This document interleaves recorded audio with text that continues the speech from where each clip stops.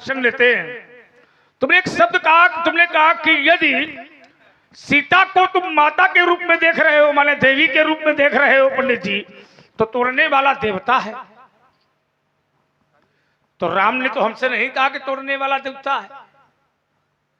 हमने पूछा था कि धनुष किसने तोड़ा, तो राम ने कहा था नाथ समुधन भंजन हारा हुई है को एक कह भैया। यहां तो देवी और देवता की कोई चर्चा तो नहीं है, लेकिन देवी का अर्थ माता से ही नहीं लिया जा सकता है। देवी तो ब्रह्मचारिणी भी है। प्रथमम शैलपुत्री चा द्वितीयम ब्रह्मचारिणी, तृतीयम चंद्र घंटेति कुष्मांडेति चतुर्थकम, पंचमम स्कंद मातेति षष्ठम कात्यायनीति चा, सप्तमम कालरात्रिति महागौरी। क्यों भाई?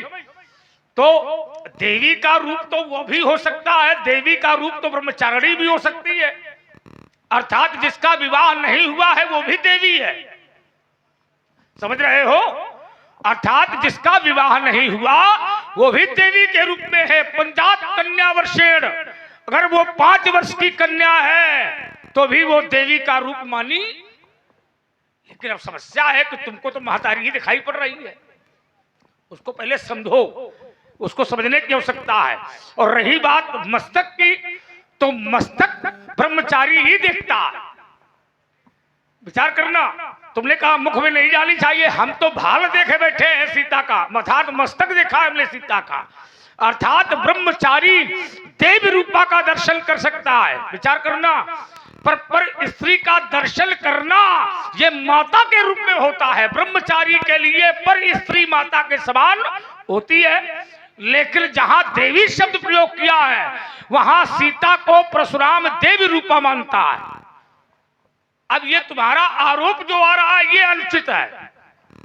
हमने कहा था कि यदि नारी रूप में परिणित होती है तो भारतीय पद्धति वैदिक परंपरा ये कहती है कि 16 श्रृंगार होना चाहिए।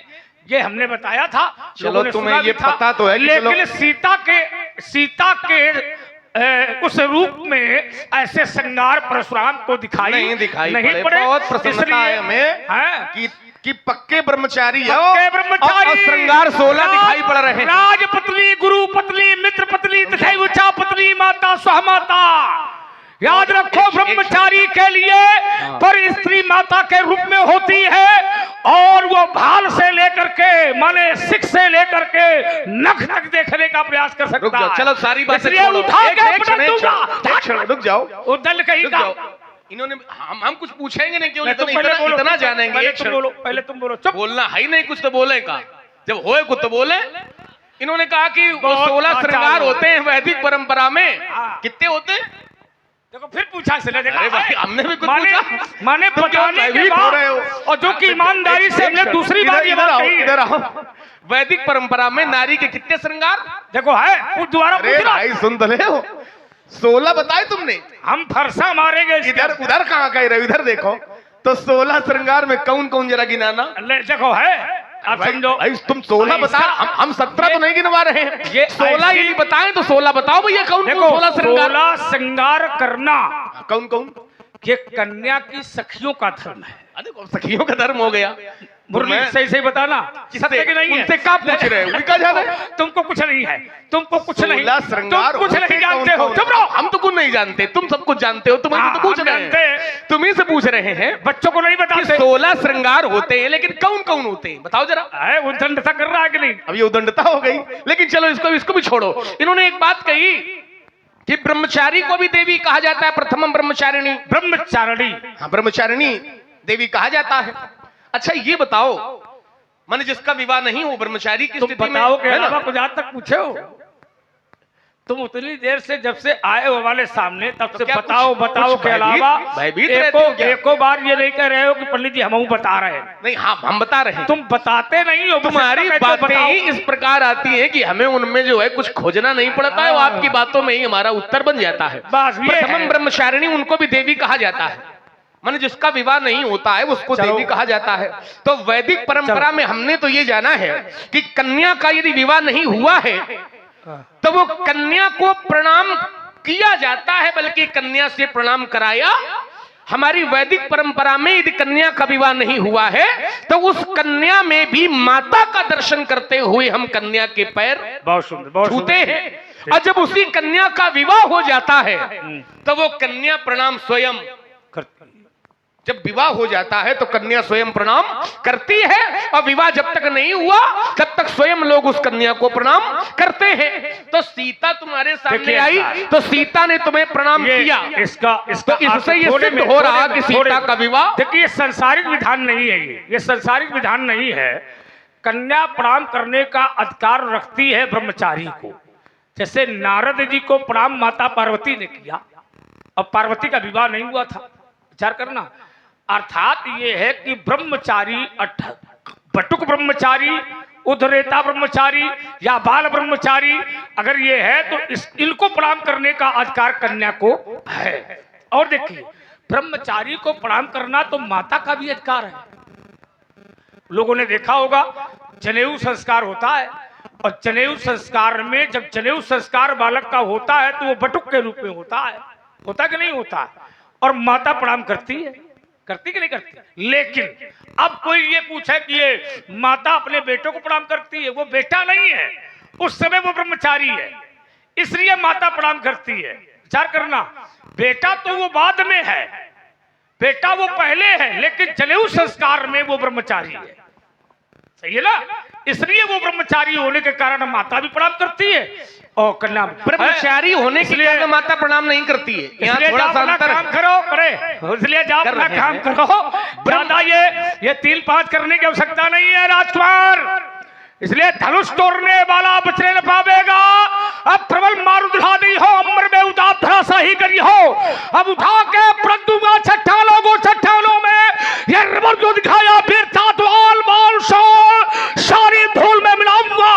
ना समझो हमें सिंगी या विश्वामित्र जो चलंकित है या गर्ष पैदा कराए हैं, या ते समझाता हूँ समझाओ दशरथ के लम्बा नहीं आसस्ता परशुराम न कहा मैंने। और इसी प्रस्तुति पर आप हैं भाई श्री विनोद विश्वकर्मा जी, खड़ही लोधन वाले, इनकी ओर से 21 मुद्राएं प्रदान है। बहुत बहुत साधुवाद। देखिए ब्रह्मचारी हो, अपना ध्यान हमारी ओर लाओ। ब्रह्मचारी होने के कारण माता प्रणाम नहीं करती है, बल्कि जब वो ब्रह्मचारी दंड धारण करता है, दंड धारण करने के कारण माता प्रणाम करती है। क्योंकि वैदिक परंपरा ये कहती है कि दंड धारण मात्र करने से नर नारायण हो जाता है। दंड धारण मात्रेण नरो नारायणो। तो ये दंड, अच्छा दंड भी अलग अलग होते हैं। ब्राह्मण का दंड अलग होता है, क्षत्रिय का अलग होता है, वैश्य का अलग होता है। तो जिस समय ब्रह्मचारी दंड को धारण करता है तो दंड की ये महिमा होती है कि दंड धारण करने पर मनुष्य भगवान के समान हो जाता है। उस दंड का सम्मान करते हुए ही माता उसको प्रणाम करती है। तो ब्रह्मचारी को प्रणाम करना और दंड धारण करना, इनमें थोड़ा सा अंतर है, विचार करिए जरा। अब आइए महाराज, जो धारा आपने हमको दी है, छोटा शब्द दे दूं, दंड धारण करवाया जाता है। विचार करना, ये भी ठीक है, दंड धारण करवाया जाता है। और दंड इसीलिए धारण करवाया जाता है ताकि वो ब्रह्मचर्य का पालन कर सके। विचार करना, है ना? बहुत ऐसे स्वामी होते हैं जिनको लोग दंडी स्वामी कहते हैं।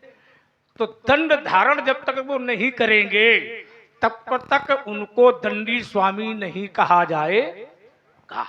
तो ये अच्छी बात है, जनेऊ धारण करना। अच्छा ये बताओ, दंड धारण जब तक नहीं करेगा तब तक दंडी स्वामी नहीं कहा जाएगा, और दंड धारण करेगा तो धारण करना तो ये तो स्वाभाविक है। तो वशिष्ठ जी धारण करते कि नहीं धारण करते हैं दंड? देखिए वशिष्ठ जो है वो मूल धारक है दंड के, ये तो बिल्कुल सत्य है। तो वशिष्ठ से क्यों जोड़ते हो? वशिष्ठ जो है ब्राह्मण है, अब वशिष्ठ है। ये उल्टी सीधी बातें करके क्यों अपनी दुर्दशा कराओगे? और ज्यादा ऐठोगे परशुराम तो फिर धूल चाटते जाओगे, सभा से भाग जाओगे। अगर धनुष संभालेंगे और पड़ोगे वृत्त चक्र में, फिर उस कर्षण उठा लेंगे। प्रगमन शक्कण है, नहीं है नेक दम सकते, जगत की संतन लज्जा विषम विषकाल खा लेंगे। और तुम्हें क्या हो गया है जो अकड़ते ही तो जाते हो और जगत के वीर सिंहों को भरोसा दिखाते? ये भूल नहीं हो, चक्र बकर उछो भाद मोशमा जब उठाऊंगा धनुष याद करके लगाऊंगा, याद दूंगा हाथ उठार, या शेष तुम्हारा काटूंगा, या बनाऊंगा मुन्नों की माला सिंदूर का जा पहनाऊंगा। या तो समझाता हूँ समझ जाओ,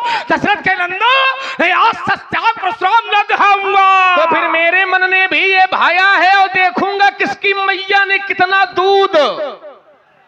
संसार आदि गांव वाले कह रहे हैं संसार की कोई ऐसी महतारी नहीं है जो अपने बच्चे को कम दूध पिलाती हो, ज्यादा पिलाती है। लेकिन बच्चा ही अगर दूध का कर्ज नहीं उतार पावे वो विषय अलग है। बच्चा व्यक्ति खराब हाँ। परे का मैया ने दूध पिलाया वो का मैया का निपटा दे। मेरे भी मन में भाया है, बात खत्म हो गई इसकी। ये मेरे मन में भाया है और देखूंगा किसकी मैया ने किसको कितना दूध पिलाया है। अब मैंने भी हठानी है और साफ प्रकट हो जाएगा कि दूध में कितना। तो दूध में तो पानी होता है, दूध में पानी नहीं होएगा तो दूध खोया बन जाएगा। दूध में तो जल तक तो होता ही, तब तक उसको दूध कहा जाता है, और दूध में जल तक तो समाप्त तो खोया बन गया। इसलिए नीति पथ पर यदि चलोगे तो तुम्हें हम छोड़ देंगे, और लिया यदि अनीति का सहारा तो आज नस नस तुम्हारी हमारी। दैत्य वो कौन था जो अमृत पी गया था? समझो जरा, देखो कहा से प्रहार कहा करता है। पहली बात तो तुमने जो शब्द कहा था उसमें हमने ध्यान नहीं दिया था, अब ध्यान दिए दे रहा हूं। पहली बात तो वो भगवान को जान के नहीं आया था।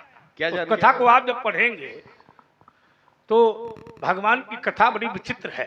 हाँ। उसको अमृत का रहस्य जानना था। हाँ। वो भगवान से उसको लेना देना नहीं था, नहीं था।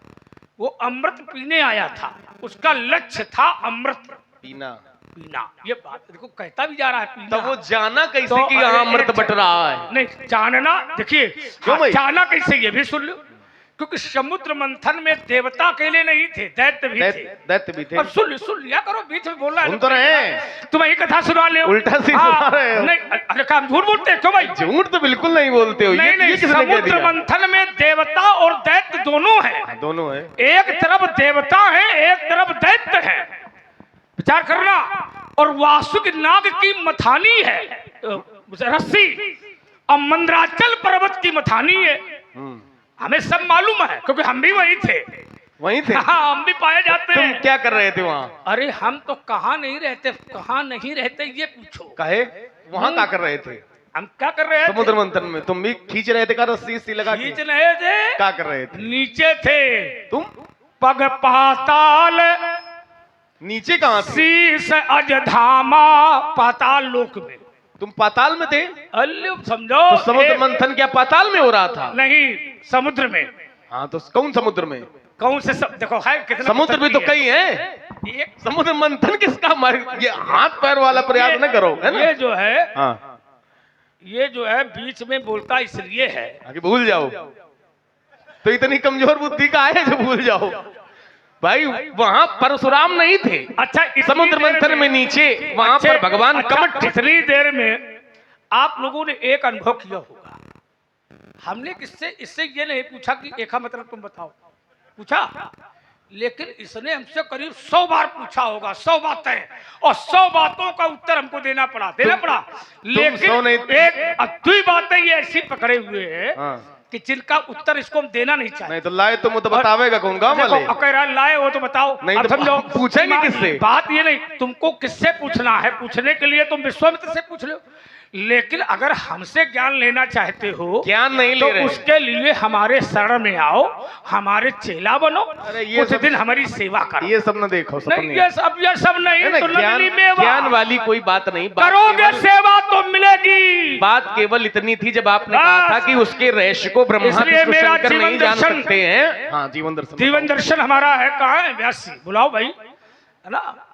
इसलिए सोने की बनी अंगूठी है और जिसमें लगा लगीना है बेटे, और हर जवान का नाप के देखो 56 इंची।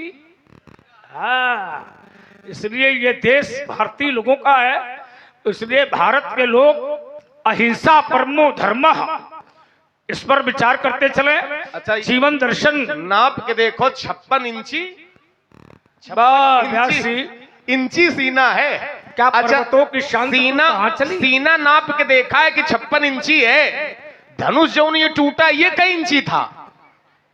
देख रहे हो, 3.5 का बच्चे को बताएगा। क्या दिया? सरकार सही है ये हाँ, देखो ये आया पंडा। जब तुम जितनी चलो हमारा जीवन सीना नाप रहे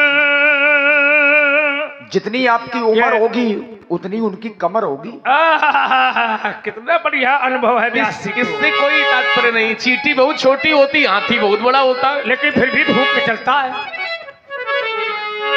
चींटी बहुत छोटी होती है, हाथी बहुत बड़ा होता है, लेकिन इतना बुद्धिमान होता है कि फूंक के चलता है, सावधान रहता है। सावधान रहता है। तो चलो तुमने माना तो कि फूंक मेरा फूंक के जीवन आज चल रहे दर्शन हो। कैसा है व्यासी? मुझे अंगारों से भय न कभी, मुझे अंगारों से भय न कभी, हम तूफानों से चलते हैं। यह पिया बाल यह परसुलिए, यह पिया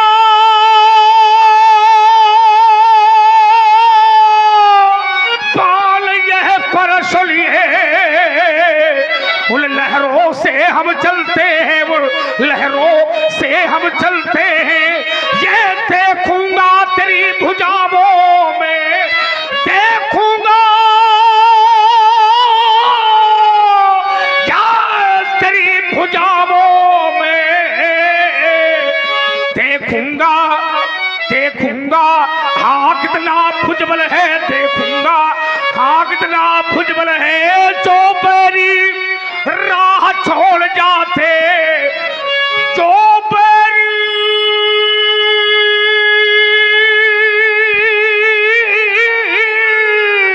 राह छोड़ जाते, उन राहों से हम चलते हैं, उन राहों से हम चलते हैं। मैं स्वाभिमान का सफल खिलाड़ी, मैं स्वाभिमान का सफल खिलाड़ी, और झुकना मुझको स्वीकार नहीं। यह जीवन मेरा दास बना, पर मैं जीवन का दास नहीं। और इसी संवाद पर आप है